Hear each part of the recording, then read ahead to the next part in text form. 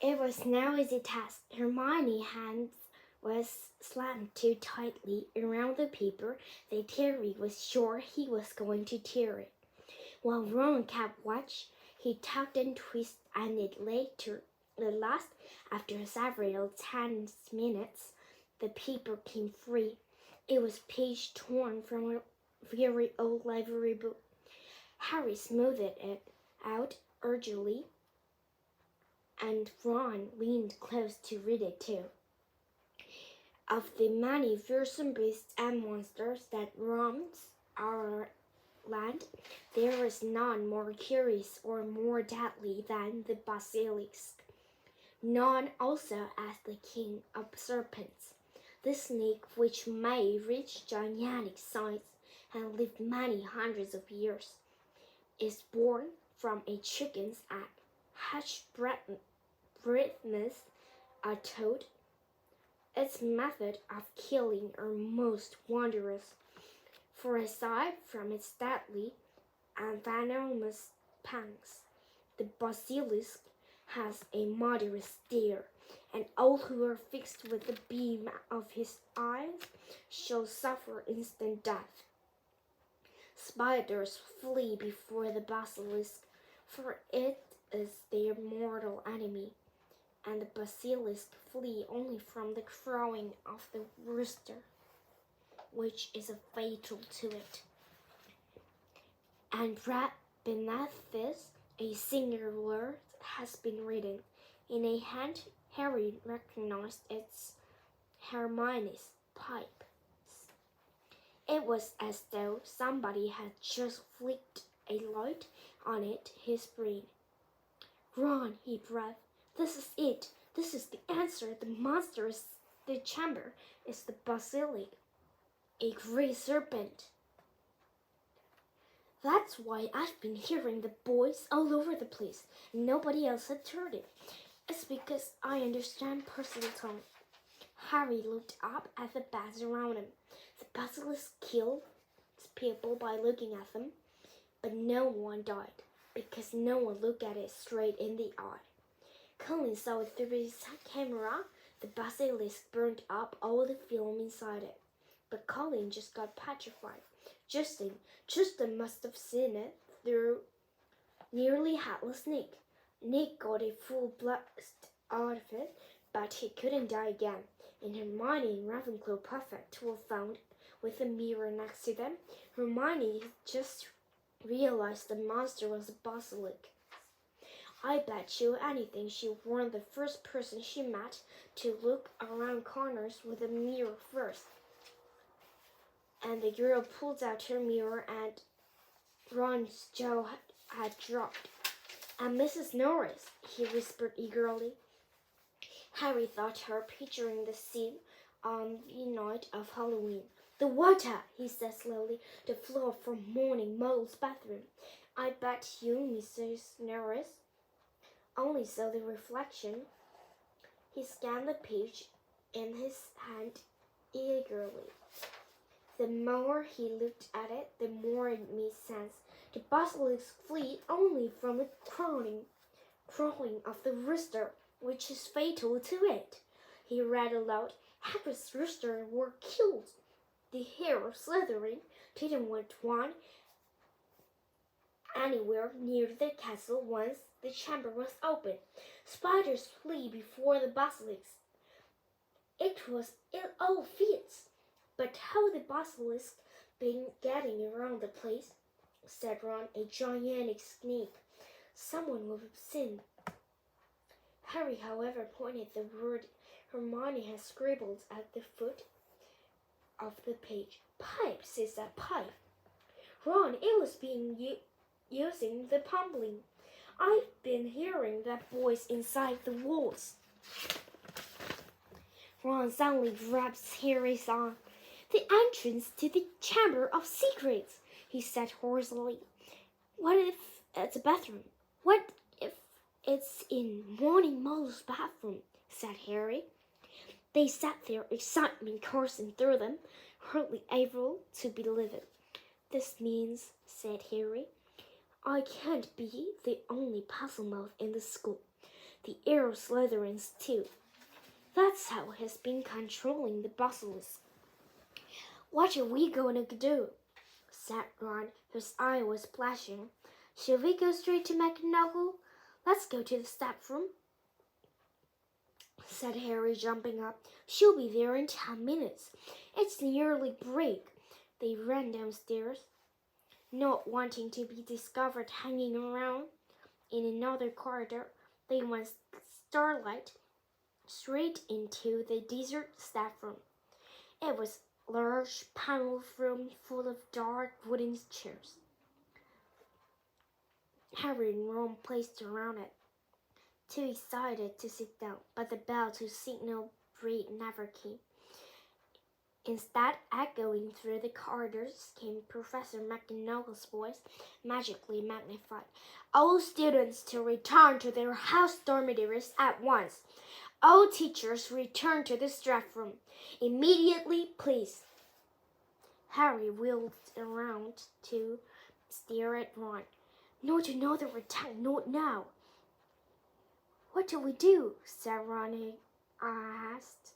Go back to the dormitory? No, said Harry, glancing around. There was an ugly sort of wardrobe to his left, full of teachers' clocks. In here, let's hear what it's all about. Then we can tell them what we've found out. They hid themselves inside. It's listening to the rumbling of hundreds of people moving around and the staff room door banging open. From between the musty folds of the clouds, they watched the teachers filtering into the room. Some of them were looking puzzled, others downright scared. Then Professor McGonagall arrived. It has happened, she told the silent staff room. A student had been taken by the monster right into the chamber itself. Professor Flitwick let out a squeal. Professor Sprout clapped her hands over her mouth. Snape gripped the back of a chair very hard and said, How can you be sure?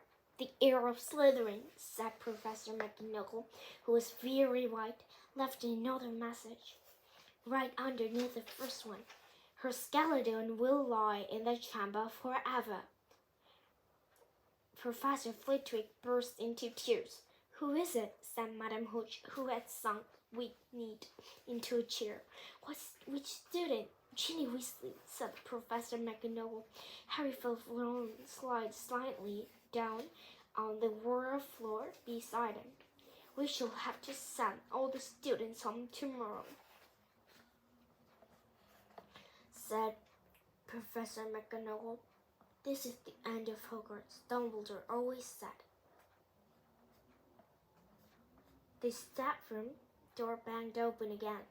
For one wild moment, Harry was sure it was Dumbledore, but it was Lockhart, and he was being so sorry, dozed off. What of a miss?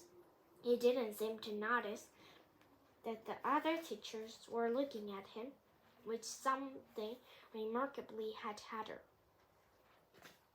Snape stepped forward. Just the man, he said. The very man. A girl has been snatched by the monster, Lockhart, taken into this chamber of secrets itself. Your moment has come at last. Lockhart blanched. That's right, Gilderoy chipped in Mr. Professor Sprout. Weren't you saying just last night that you've known all along where the entrance of the Chamber of Secrets is? I spluttered Lockhart. Yes, didn't you tell me you were sure you knew that what was inside it? Piped up Professor Flitwick. Did I? I don't recall. I certainly remember you saying you were sorry you hadn't had a crack at the monster before Hagrid was arrested, said Snape. Didn't you say that the whole affair had been bungled, and that you should have been a free rein for the first? Locker stared around at his snowy-faced colleagues. I really never. You may have misunderstood. Well, I leave it to you, then, Gilroy, said Professor McGonagall.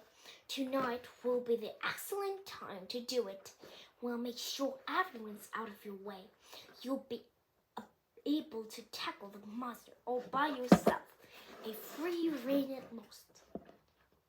Lockhart gazed desperately around him, but nobody came to the rescue. He didn't look remotely handsome anymore. His lip was trembling, and in the absence of his usually toothly grin, he looked weak-chinned and feeble. Very well, he said.